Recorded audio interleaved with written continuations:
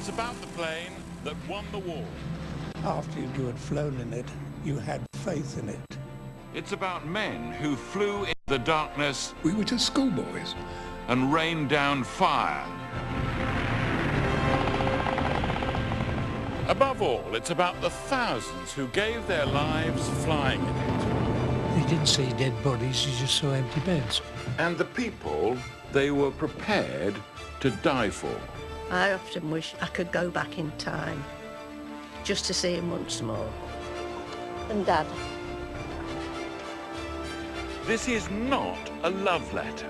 It's not as simple as that, but it is a tribute to a hellraiser, a lifesaver, a downbuster,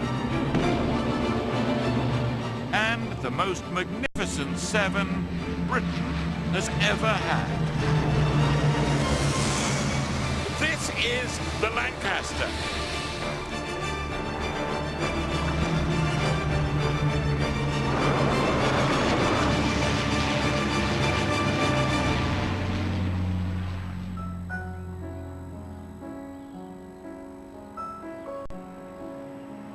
I've come to Lincolnshire to see one of my boyhood heroes, a British heavyweight champion of the skies.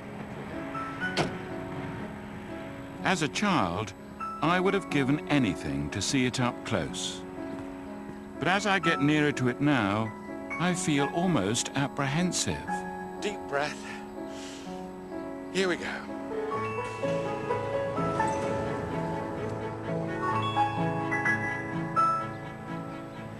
There it is, the Lancaster. It really takes your breath away. 156,000 times, Lancaster bombers like this one flew into occupied Europe to break the Nazis' stranglehold on the continent. From 1942 to the bitter end, more than 500,000 tons of Lancaster bombs kept tens of thousands of German troops and pilots tied up at home, while the Russians advanced from the east. D-Day was being planned in the west. But nearly half of the crews who took part in these raids never came home. Over 20,000 young men paid for the Lancaster's success with their lives.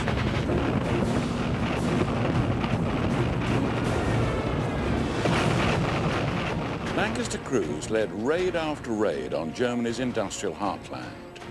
Railways, factories, shipyards and dams were targeted, and Germany's great cities were destroyed. It was brutal, hard to stomach, and incredibly effective.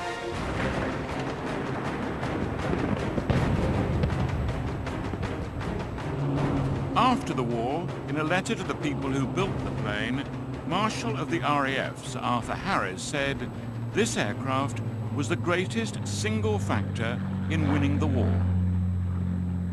But the origins of the plane gave no indication of how important it would become. Strangely, this 1 in a million aircraft started life as an entirely different plane, a 2-engine bomber called the Avro Manchester. But there was one problem with the Manc. It was absolutely useless. The MOD were so unimpressed, they considered scrapping it entirely. But Avro's chief engineer, Roy Chadwick, wasn't going to let his new bomber go down without a fight. He argued that the Manchester should be upgraded, not scrapped. The solution? Just make it bigger. It needed longer wings, a new tail unit, and 4 mighty Merlin engines. Then there was the vast bomb bay stretching 2/3 of the length of the aircraft. By the end of the war, this 33-foot-long cavern would carry the Grand Slam, a 10-ton bomb. No other bomber came close.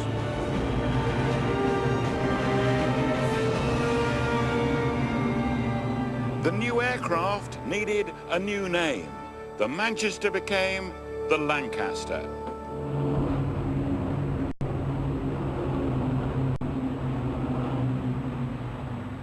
And here's a sight become increasingly routine, a Lancaster leaving the sheds for its test flight. Now we're going back to the 1940s, to a time in Britain when hundreds of Lancaster bombers flying past gave hope. At last, we could hit back. We're going to meet the people who built them, cherished them, even found love through them. This is going to be a once-in-a-lifetime adventure. We'll be going wingtip to wingtip with Britain's very last flying Lancaster bomber.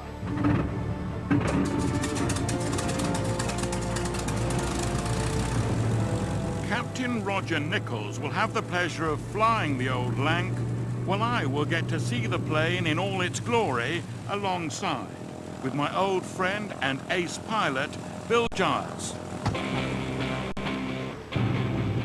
At top speed of over 300 miles an hour, it could fly at 24,500 feet and had a range of over 2,500 miles. It was the best bomber of the Second World War. Right, I'm watching it take off now, and what a great moment.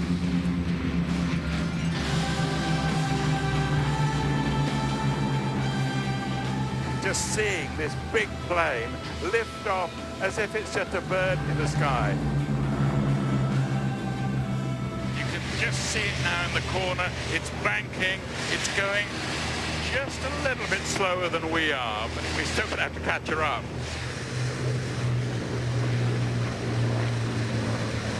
Oh, that's terrific. We are now about 100 yards from the Lancaster. We're in formation flying with, I have to say, the most beautiful aircraft I've ever seen.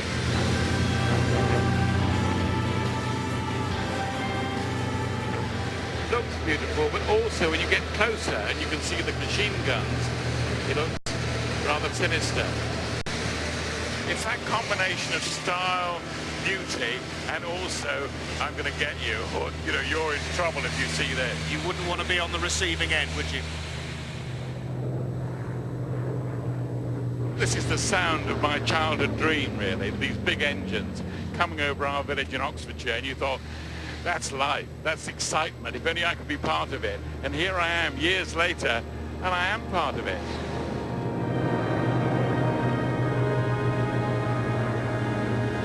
The Lancaster is now right underneath us. Now, that's not what you'd expect to see. This great big plane, as if it's a little model aircraft with a patchwork of England underneath. This was the dangerous position for the Lancaster because they were often hit by the bombs falling on them from above. You could be hit by friendly fire. The average age of a Lancaster crew member was just 22. Life expectancy for a new recruit was just 2 weeks, about the same as in the trenches during the First World War. To try to understand what it was like to fly in Lancasters, we've gathered together an extraordinary group of men. They are the secret of the plane's success. The 7 men it took to fly it. This is a very special moment. Our very own 2014 World War II Lancaster bomber crew. Each man carried out one of the 7 essential roles on a Lancaster. Pilot Rusty Warman, navigator Paul Bland, bomb aimer John Bell, flight engineer Frank Tilley, wireless operator John DeHoop, mid-gunner Harry Irons, and the man in the tail, rear gunner Dave Fellows. These 7 men flew hundreds of sorties into enemy territory, and nearly 70 years later are still here to tell me about it. Good afternoon, gentlemen. Hello, sir. I'm very pleased to see you. I've met a few special people over the years, but I'm not sure any one of them has made me feel quite like I do right now. Now, Nice to meet you. you're the pilot, aren't you? Yes, I'm the pilot, yes. So it's your job to tell me about all the crew. Oh, God. A lot of the pilots didn't know left from right, though, did they? Rusty and the rest of our crew never flew together in the 1940s. But back then, finding out who you were going to fly with was a bit of a lottery. They got the pilots, the navigator, the bomber, wireless operator, put them all in a big room and said, sort yourself out into crews. And how did that work, though? Because you wouldn't know each other. You would... No idea. So you just... No idea at all. In my case, I was lucky. I got on the train at Crewe to go to Stafford. In walked 3 Australian flight sergeant pilots. We got chatting, and one of them, who came from Sydney, his mother knew my aunt. So he said to me, well, come on, we have something in common. Come fly with me. Yeah. And I did. So the whole thing was by chance? Absolutely. Just sheer chance. Yes. And then you acted as a family. The Then you 7 were of bonded. Yes. You yeah. bonded together. Together. And you knew exactly what each other was going to say and what we're going to do. You depended on each other. Absolutely. Yeah. And that's the thing that bonded you together. Yeah. I can honestly say, though, that we were convinced that we were going to survive, but everybody probably went out on an operation with that thought in mind, and some were unlucky. If you didn't have luck, you never had a chance. No chance at all. They make light of it now, but each one of these men were putting their lives on the line every time they stepped on board a Lancaster. And the loneliest job of all, the rear gunner. So this is where you'd be? Yes, this was my office. This is where I used to sit for anything up to perhaps 10 hours at a time. But did you feel very isolated? You're right at the back. Well, I preferred it that way. It was my choice. It was cosy. Until the anti-aircraft fire came up. Well, it was part of the job. Did the rest of you? Even in their 90s, these men are clearly tough. The gunners in particular haven't lost the self-confidence that allowed them to carry out their dangerous mission in such an exposed position. But ultimately, the Lancaster crew had one goal, to drop bombs, and that responsibility fell to John Bell. Is this where you are? Yes, that's my office, the front of the aeroplane room. Right. So you're looking, do you look through this I'm thing? looking through that piece of perspex there, yes. The bomb site is within that. Is this a hard job, being the bomber, or what do the rest of you think? Easy job. Really? Yeah, he just laid there and went to sleep and just pressed the tick. I bet that's not what you think. No, it's not what I think, no. Our veteran Lancaster crew give us an incredible insight into life inside this extraordinary weapon during the war. And I could listen to my new friend's stories all day, but I wouldn't be doing the Lancaster justice if I didn't try and learn a little bit more about some of the boys who never came home. And that means going east, into Germany. So what's the actual plan? Right, well, we're going to be starting off in Kent here, and then we'll follow this line up through into the Netherlands, and then our final destination is Right here. up there. Yeah. Okay. Unfortunately, I can't bring the old Lancaster with me on this trip. Its raids into Germany are long over, thank goodness. Right, we're off then. You better keep them. Great, lovely. Because it's important that you know where we're going. So it's time to climb back on board Bill's 6-seater for what might just be the most dramatic chapter of my Lancaster adventure. We're off. Clear, prop!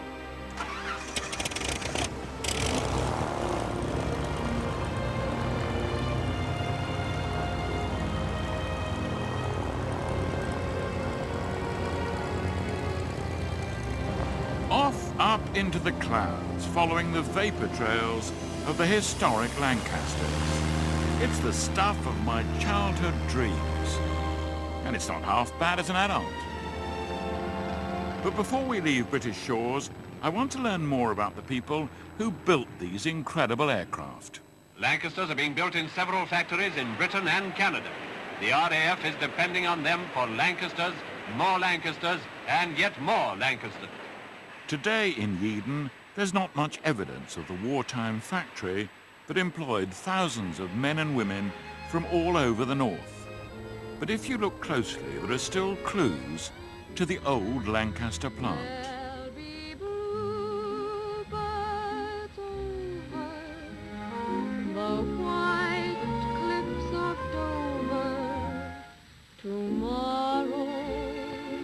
Just you wait and see. Back then, the factory was camouflaged. It said they put fake cows on the green roof to make it look like a farmer's field. To confuse German aerial reconnaissance, a sloped roof was built so no shadow would fall around the building.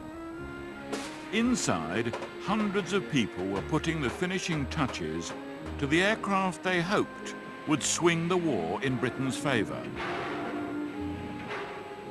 Kathleen Rockcliffe was just 20 years old when she started work at Yeadon.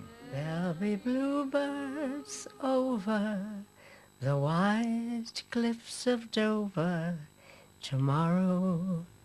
Just you wait and see. Good Lord. Let's say it again. The finest bomber in the world, built in British factories by British labour. Kathleen's job was to inspect the aircraft's giant bomb bays. It was absolutely damned unbelievable, to be honest, because the thing, it was so big. And I think at first I was overawed with it all. And I felt quite hopeless as a starter, because I was never a worldly girl, you know what I mean?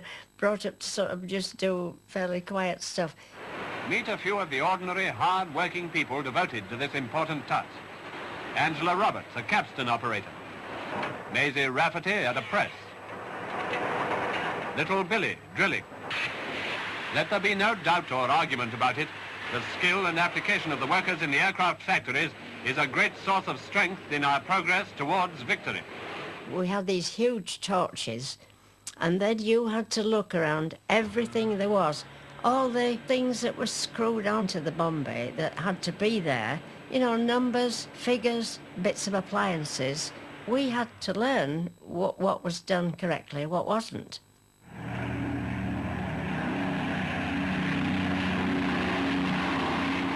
I just sometimes think when I look at it in the sky, well, you never know. Just maybe I might have been in there, just in that bit. And it might be one of the ones that I had worked on. You see, at the time, you don't feel it as much because you're busy working. But then as you get older and time goes on, you realise that everything certainly did matter, you know?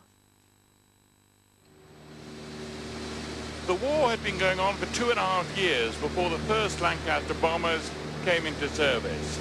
By then, our cities had been blitzed, Hitler held sway over most of continental Europe, and the Americans had only just come into the war. The bald fact was, we were losing. The first part of the war was particularly disappointing for Bomber Command. In 1941, an investigation found that only 30% of bombers who claimed to have landed their bombs accurately were within 5 miles of their target. The arrival of the Lancaster would signal a major change, and at night, under cover of darkness, it would come into its own. Watch your height. I'm watching everything. Okay. You searched the skies for something perhaps you didn't want to see. Your job was to look out for a fighter, maybe wanting to make an attack on you. How many searchlights would you call them? Too many, I reckon. Right, good, I've never seen anything like this before. Neither have I. Do the pipe. The raids were terrible. Keep your eyes peeled. They're firing at us now. We were very much aware of being shot down. You cannot describe the horrendous barrage that the Germans put up. We saw aircraft being shot down, going down in flames, or being caught in searchlights, not being able to escape. My God, you light your fag on any of those. Keep on weaving, Skipper. A couple of minutes from the target, really, the bomb aimer took over. Left, right, until you know that the bomb sight is directly on the target. Steady. I was in front of the aeroplane looking at the whole of this mass of exploding shells and thinking, how are we going to get through it? I didn't feel very happy when we were on operations, but you never say anything to anybody else. Bomb doors open, bombs away. 30. There goes the cookie, and there go the incendiaries. We volunteered for this. I mean, a lot of people think we were mad, but we knew what we were going into.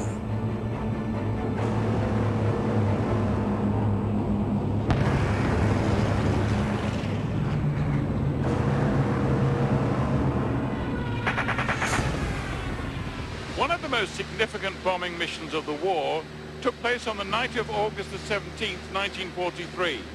It involved nearly 600 planes, most of them Lancasters. The target was a small fishing village on the Baltic coast. Its name, Peenemünde.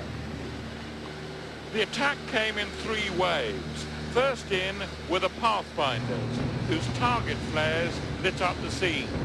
We arrived and there wasn't much happening because I think they thought we were going to Berlin.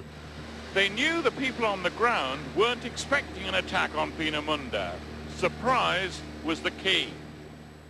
Scientist Boto Stuve was in Peenemünde as the Lancasters and the rest of the bomber stream approached. Wir haben uns dann praktisch 10 Uhr war Zapfenstreich, wie üblich. Und dann haben wir uns in Betten gelegt und haben geschlafen und dann kam Fliegeralarm. Wir haben also versucht, den Engländern vorzumachen, dass hier nichts weiter vorhanden ist. Und das war aber nicht der Fall.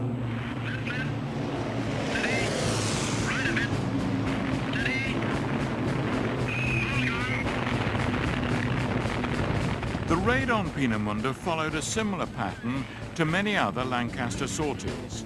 It was ambitious, daring, and ultimately successful. But as ever, it came with a very high price for the crews involved.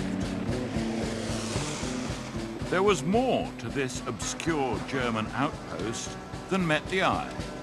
This small fishing village held a dark secret. Peenemünde was the home of the German secret missile program, the birthplace of the astonishing V-1 and V-2 rockets which terrorized the British mainland. By destroying it, the entire course of the war could be altered. And there ahead of us is Peenemünde. I've known that name since I was a kid. Oh right, and now we can see right down there in front of that main building, there is a V-2 rocket. Now, this was an amazingly important site. Peenemünde is a remarkable place. Everywhere I look, another ghostly reminder of the war. This abandoned Nazi barracks was built for the thousands of soldiers and scientists stationed here during the 30s and 40s. It had every possible convenience, even a theatre to entertain the troops. I've got the official plan of the Lancaster attack, dated 4th July 1943. Description. The target is the experimental rocket projectile establishment at Peenemünde. The whole complex includes experimental station, assembly plant, living quarters, etc., as follows. Power plant situated to the west of the complex. I can honestly say I've never seen anything quite like this. 50 years behind the Iron Curtain seems to have preserved this building perfectly. It's now part of an excellent museum. What an amazing place, isn't it? It's still quite frightening, but also thrilling. Historian Nick Jackson is an expert on wartime Germany. This is the prime target. This is exactly what Bomber Command were looking for. And this is the power station? Exactly. It's from here that the entire power supply for the whole missile development complex originates. It's so Germanic, isn't it? These are people who are very confident. This is not like a factory in the north of England. This is not a British Victorian factory. It's we're going to do this. We are going to be the biggest and the best in the world. There's a sort of James Bond element, isn't there? There is, the evil empire. We are going to run the world from this secret factory. There's a bit of that too. Remember, of course, that there would have been another huge boiler complex sitting on these foundations here. What, so this would have been over this great big pit? That's right. I can imagine Hermann Goering, the head of the Luftwaffe, a great big man, standing here, just thinking, we've got this right. We'll win the war with this. But Goering and his Luftwaffe didn't win the war. And the raid on Peenemünde proved a vital step on the road to Allied victory. Bomber Command's plan of attack reveals how much intelligence had been gathered in advance of the raid. It lays out in stark terms what the real target was. The most chilling bit comes at the end, the living and sleeping quarters, with the object of killing or incapacitating as many of the scientific and technical personnel as possible. So from up here, John, you can see how enormous the complex is. It actually started over there. Yeah? In 1936. And a huge wave of over 7,000 technicians and staff and soldiers pour into the peninsula and create this enormous complex. Over here, there's the airport and the V1 testing areas. Further to the right, the main missile launch areas and engine test stands. A huge settlement complex lying along the Baltic coast for the staff themselves. And then, of course, here, the port for the delivery of coal for the power station that we're standing on now. So absolutely enormous. So on the 17th of August, the night of 17th of August, the bombers in their hundreds are coming right across here. I mean, that must have been frightening for those people here. Can you imagine the sound and that number of bombers? You would have been able to feel them. This raid was the first to use a master bomber who coordinated the attack from the air.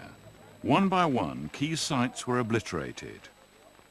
But the greatest loss of life was not among German scientists or technical staff. So most of the people who were killed in the Lancaster raid were prisoners. That's right, kept in flimsy wooden barracks, guarded and surrounded by barbed wire. For them, there was no escape. And these barracks, these are some of them that remain from that time. Some still survive. And there were concentration camp victims too brought here. There were many, in total around 1,500, some from concentration camps, Buchenwald and Sachsenhausen, others from Poland, the majority, Dutch, French, Russian prisoners of war. And the irony was that they would have thought that the British force would have been on their side, would have been their allies, but in that awful modern phrase, they were caught in friendly fire. I'm afraid so. Yeah.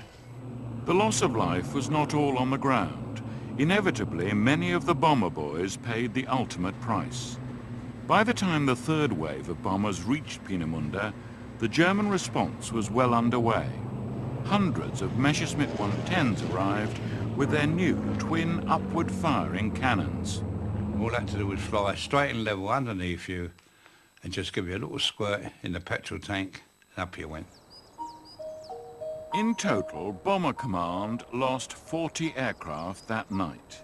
23 were Lancasters. Not one was recovered. 243 aircrew lost their lives. 45 were captured. 180 Germans were killed. Between 500 and 600 Polish workers died. The raid set back Hitler's missile program by between 3 and 6 months. The V1 and V2 rockets still went on to cause devastation on the British mainland, but the delay was critical. President Eisenhower said, if the Germans had succeeded in perfecting and using these new weapons earlier, our invasion of Europe would have proved exceedingly difficult, perhaps impossible. It was a landmark moment for the Lancaster, a brilliantly coordinated, daring raid which took the enemy completely by surprise. It meant from now on, nowhere in Germany would be safe. It should have made heroes of Bomber Command, but in wartime, nothing is as simple as that. The Lancaster was instrumental in all major bombing raids from 1942 until the end of the war. Most, like Peenemünde, were successful, even celebrated. Most, but certainly not all. On the 14th of February 1945, 3 months before VE Day, Allied aircraft destroyed the East German city of Dresden. 800 RAF bombers, mostly Lancasters, pummeled the city with high explosives and incendiaries.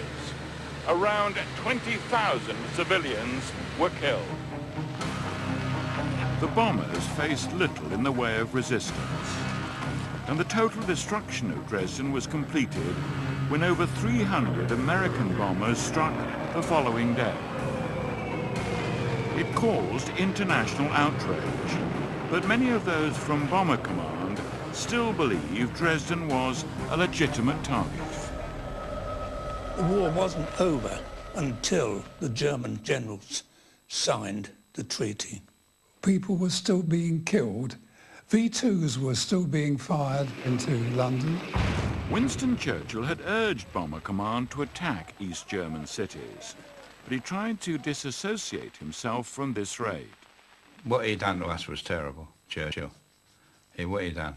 He completely ignored us, and it was him that told us to go. The Dresden attack still divides opinion. I agree with Churchill, it was unnecessary. After all this sacrifice, the courage of the men and women of Bomber Command still went unheralded after the war. Eventually, nearly 70 years later, a fitting memorial was erected right in the heart of the capital they helped to save. But even then, they had to raise most of the money themselves for it to be built. Whatever they got, the Bomber Boys never got it easy. Dresden didn't signal the end of the Lancasters' war. In April 1945, the versatile bomber took on a humanitarian role, dropping food packages to the starving people of northern Holland. We all sailed in 500 feet, lovely, dropped our food, and there was the Dutch waving to us.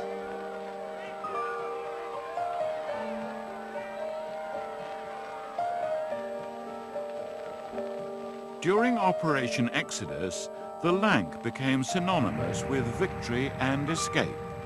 Thousands of POWs found their way home thanks to the Big Heavy. 10 years after the war, the Lancaster crews found themselves thrust into the limelight in a rather surprising way. A film about the exploits of 617 Squadron bombing the great German dams in the Ruhr Valley made Hollywood heroes of a scientist called Barnes Wallis and a remarkable group of men, the Dam Busters.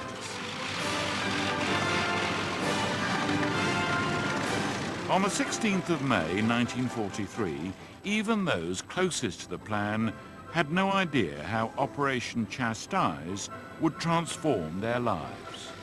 19 bombers were used on the raid, all were Lancasters.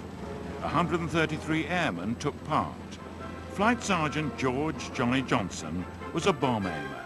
His target was the Sorper Dam. Today, he is Britain's last surviving dam buster. So after the briefing, into the mess for the good old operational meal, egg and bacon, which was regular, then eventually out to the aircraft.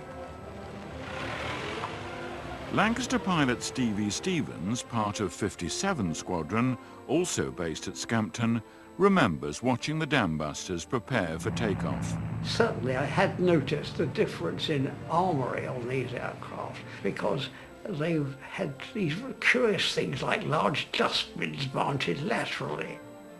21-year-old Maureen Miller was one of the first female radio operators of the war.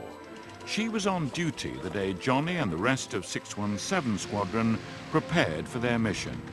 There was an awful lot of secrecy surrounding the airfield that particular day.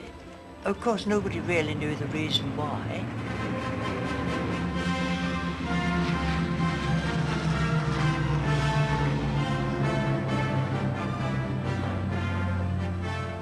As each plane took off, the pilot's name, the letter of the aircraft, and the time of takeoff was put up on a board. And that would remain, of course, until they came back. My perception was, well, they'd taken off, good luck chaps, and I hope get back safely, and that was it. Eventually, we found the Zorba. Barnes-Wallis had estimated that it would take at least 6 bombs to crack that dam. If you can crack it, he said, the water pressure will do the rest. My real feelings at that stage were concentration on the job that I'd got to do and making sure that I got that bomb as near as I possibly could to the target. If I wasn't satisfied, I called dummy run. And after the 6th or 7th dummy run, a voice from the rear turret, "Won't somebody get that bomb out of here?" And on the 10th run, we were down to 30 feet. And when I said bomb gone, thank Christ came from the rear turret. I didn't see the explosion. Dave did in the rear turret. And he estimated that the tower of water went up to about 1,000 feet. And when we circled, we found we had just crumbled the top of the dam. And so we set course for home from there. And I suppose the most satisfying part of that trip was that our course home took us over what had been the Moan, by which time it had been breached. There was water everywhere. It was just like an inland sea, and it was still coming out of the dam. And so we had a satisfaction of seeing something that had really been achieved. I think the dam busters came back in the early hours, perhaps 4-ish, when they returned. It was lovely to hear their voices, and I think they were extremely glad to hear ours. Nearly half the Lancs that took part in the raid were destroyed, and 53 of the airmen involved were killed. Mary Wallis was at boarding school when news of the famous raid reached her. Mary and her father Barnes Wallis had tested his theory of bouncing bombs using marbles. She was so excited she wrote to him immediately. Today, Britain's last dam buster and I are privileged to hear what she wrote. I wrote him the most excited letter I think I must ever have written in my life. On the 20th of May 1943. My darling Daddy, hooray, hooray, hooray! Wonderful marbles, up the marbles, cheers, cheers, cheers. Oh, well done, Daddy. I've been bouncing around and leaping up and down stairs and beaming at all the staff and hugging all my little friends with exuberance ever since I got Mooey's card, proclaiming the great news. Everybody thinks I'm a bit potty because I'm so pleased but won't say why. But I sincerely hope that you will have a little bit of rest now and then, and the dear people will stop bothering you. I am overflowing with excitement and admiration. Excuse the paper, no more to hand. With very much love, congratulations and pride, Wiggy. P.S. As special congratulations. What a lovely letter. Wonderful. And he kept that. He must have been proud of you as well as you being proud of him. I think he was probably pleased, yes. But it's an extraordinary example of how you at that stage were right in on it, weren't you? You knew all about what was happening. Oh, I knew what was happening. But was he secretive? This was a top secret mission. No, he was never secretive. Really? No, indeed not. No, he never told us, don't tell. You mustn't say anything about that. Because the minute you say that to a young person, or indeed to some rather older people, they immediately tell their best friends over a pint in the pub or in the dormitory. And what did he think about the raid? I mean, what did he say about that? Well, of course, he was proud, glad, grateful to the Lord. He was always grateful to the Lord. He never took much praise for himself. But what shattered him and really bit into his soul was the loss of life, which he never got over, never. He said, I've killed all those young men. Yes, he did. And I understand that he cried, Yes, actually, he did. in the briefing room. Mm. And though Gibson tried to relay it a little, yes, by explaining that without you, that raid could never have taken place. We would never have had that success that we've had this night. And whenever we took off on any of those raids, we knew there was always a chance that we wouldn't come back. And it was no difference on this raid from any other. I don't think that consoled him, but I think it may have just taken the edge off it a little bit. To you, he was always a great man. Yes, always. And that was the feeling of the squadron generally. I mean, he was extremely popular with the squadron, although... That meant a lot to him. It really did. It was the sort of thing which they found that he had done something for them which they couldn't possibly have done without him. He'd really made a difference to their work. The Dam Busters story became one of the best known of the war. But there was another story developing on the night Johnny and his fellow Dam Busters returned from Germany. And this one, too, has a very Hollywood ending. At RAF Scampton, Lancaster pilot Steve Stevens had begun to take a more than professional interest in one of the ladies on the base. The problem was, he had never laid eyes on her. Hello. Hello, George. How very nice to see you. Do come in. Thank you. The call sign of the station was Biddy. So I called up, hello Biddy, whatever my call sign was, Lingerie, over, and she said, hello Lingerie, Pancake, and that was the first conversation we'd had. Pancake meant the runway was clear and you could land. It's so unusual because I'd never heard a woman's voice transmitting before, not even in America. Really? So when I got here, and I just heard this voice, I thought, crikey, a girl, and I'll go and see what she looks like. Well, of course, I went up to flying control, but it was so busy, and I was a frog around the place, so I came away again. Well, you were a bit shy, were you? More than a bit. Yes, terrified. And then... Well, what did she look like? Well, just like she looks now, really, to me. She's a striking blonde, actually, and that's why she was surrounded by so many men, I suspect. And then 70 years later, you look back on that. Yes. And what do you think about it? What do you think about the I'm whole delighted. thing? Yeah. The lady in question was Maureen Miller, but for the last 70 years, she's been Maureen Stevens. Hello. Hello. Now, I've been talking to Steve, and he's been telling me all about the first time that he saw you. Yes. And he was very impressed. Yes. He thought he would never be able to go out with you. Do you remember that? I remember him coming in. I don't know why he actually came up to the control tower. He wants to see you. But, yes, I think it was purely curiosity.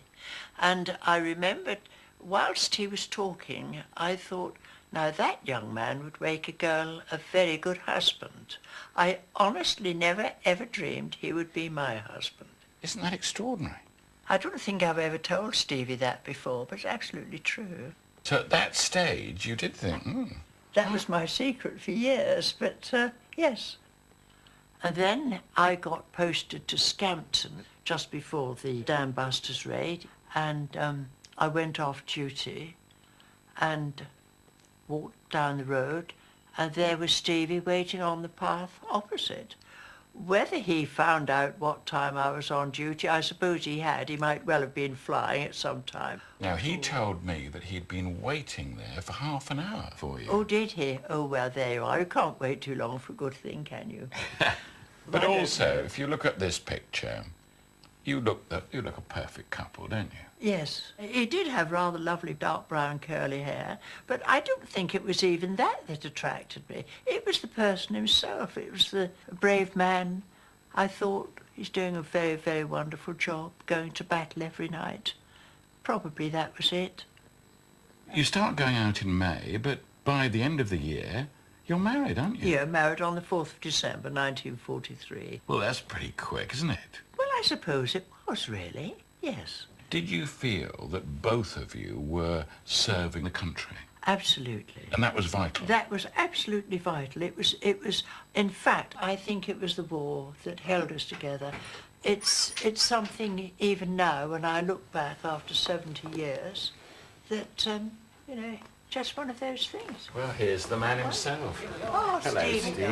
Steve. Right, well... Would you bring me a coaster, dear, please? There's some down there. No, wait a minute. With the coasters. Right, we've got this here. Thank you. Thank you. Okay. Thank you, Stevie. Bless you, that's lovely. Are you going to sit there, Sylvia? Of course, yes. Right. Well, Right, that's fine.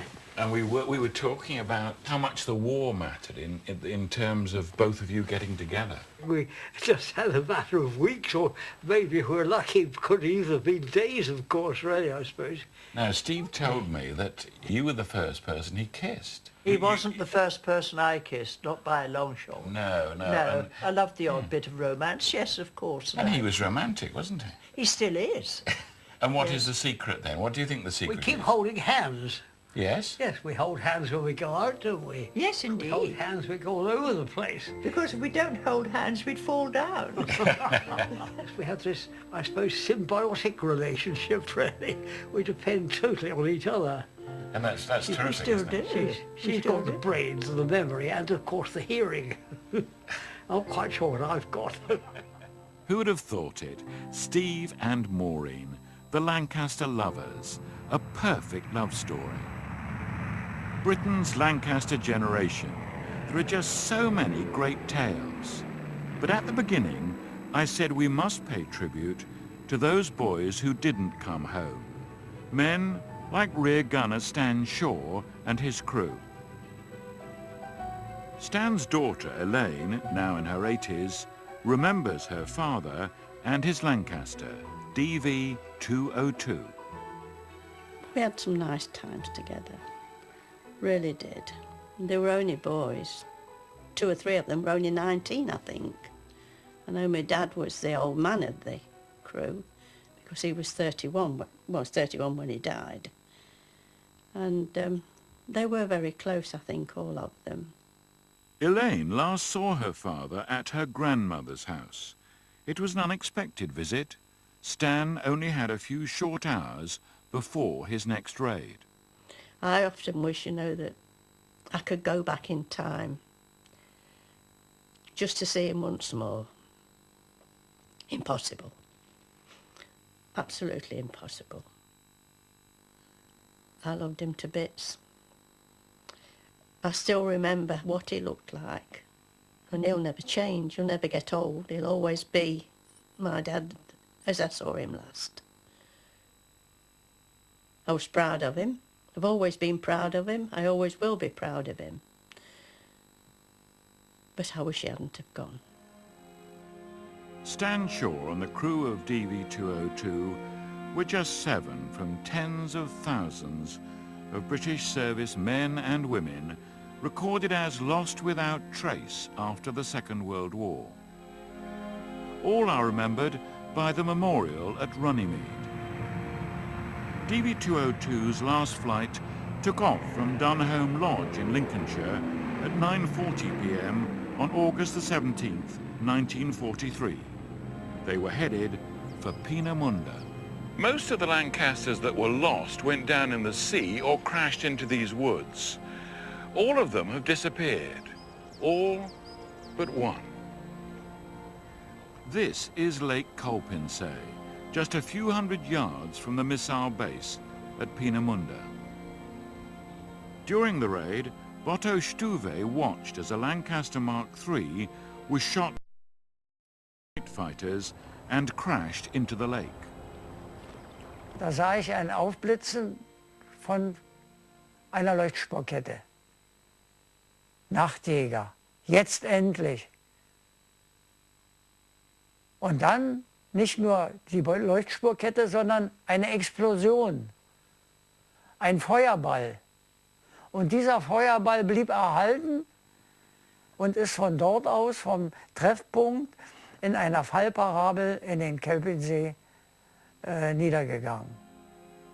There were 40 aircraft lost during the raid on Peenemünde. Not one is recorded as crashing into a lake.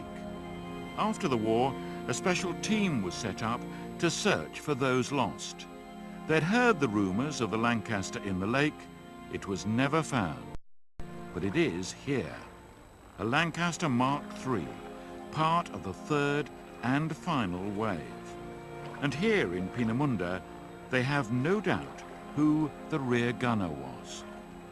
He was worried, I think, because he got to go and he couldn't see my mum. And he got his uniform on. I didn't have time to clean his buttons that time. And I ran to the bottom of the street and waved. It was the last time Elaine saw her father. She tries to go to the Runnymede Memorial every year to pay respect to her dad. But she's never been here to Peenemünde until now.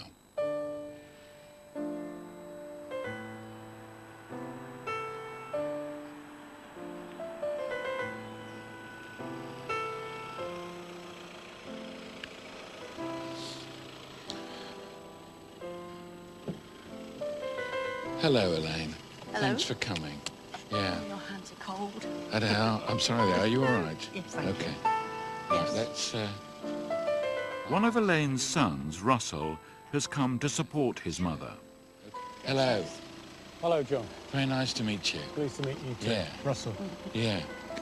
It's, now we've just got to go down here. It's the little jetty. Right. It's a very desolate sort of area, isn't it? It is, yes. Yeah. It is desolate.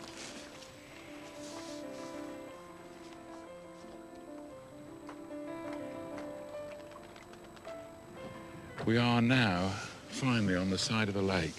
Now, can you see over there? Can you see that sort of little white thing? Yeah. Now, that is part of the Lancaster. I've been waiting a long time. I really have to see this. I didn't think I'd ever see it. This is very likely where your father died. But it's good that you're here, isn't it? Yes, very good. It's wonderful because I can say goodbye. And not just my dad, the rest of the crew. They used to come home with Dad sometimes, and I got to know them quite well.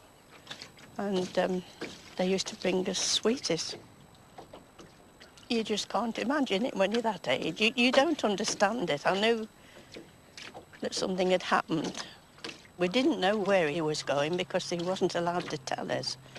But it was in one of the letters that we got to say that he'd lost his life while on the way to Peenemünde. And look at the sun coming through the clouds. That's amazing, isn't it? Yes, it is. Like two searchlights. Oh, yes, it's a lovely place. It really is. In 1948, Elaine's mother, Elsie, received a letter from the Red Cross. By then, the Russian army controlled Peenemünde. They had received information from local people that all of the crew from the Lancaster in the lake had been removed from the wreck. All were dead. 4 of the airmen were buried on the lake shore. One of them was named as Flight Sergeant Stanley Shaw. No evidence of the graves exist. That's all that's left. That little bit of metal. Of 7 men's lives. It's still here. Are you glad you came? Yes, I am very glad. I wish my sister was here too. I've tried to do what he asked me to do the last time I saw him. I saw him last, Mum didn't. He asked me to give Mum my love and a kiss and look after her and look after Pam. That was my baby sister. She was only a year and a half. For you, it's not the war, it's a personal tragedy, isn't it? Yeah.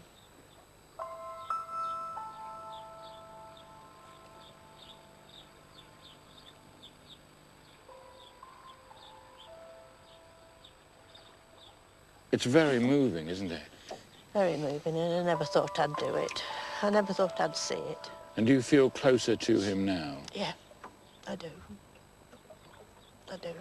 If there's such a thing as, I don't know whether there is or not, he'll be watching. And he'll know. I think it will. Don't you? Mm-hmm.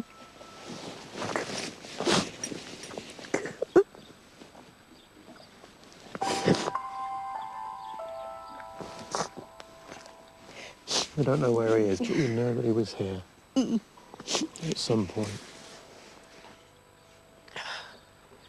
I shall never do anything like this again. It's once in a lifetime. Once in a lifetime. I genuinely believe that this is my grandfather's plane, and I know that I'm not alone in that, but the official sources will neither confirm or deny that. But I think for my mother, I'm not sure it really matters, because grandfather was here at some point, and we know that he lost his life here. And that's important to us to have closure for my mum, and I'm so glad she came. So am I. So am I. That's Reg. Yes? Billy. Peter.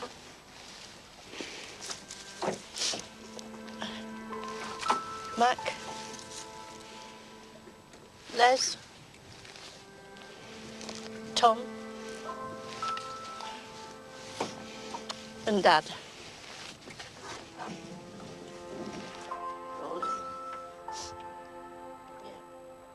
History records that the Second World War started in 1939 and lasted until 1945.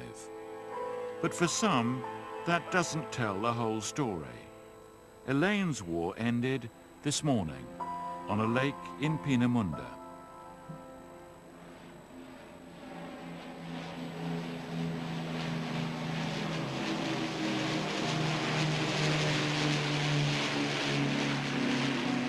There is only one British Lancaster bomber left flying today, and that's poignant, because the Lanc was never about one of anything. It was about a team, maybe the bravest we've ever had. We had no common bond, save that of youth. No shared ambition. Except to venture and survive. It carries so many memories and a great chunk of our history. This is the last of the many. And for me, it's been a great honor to tell the Lancaster story. To those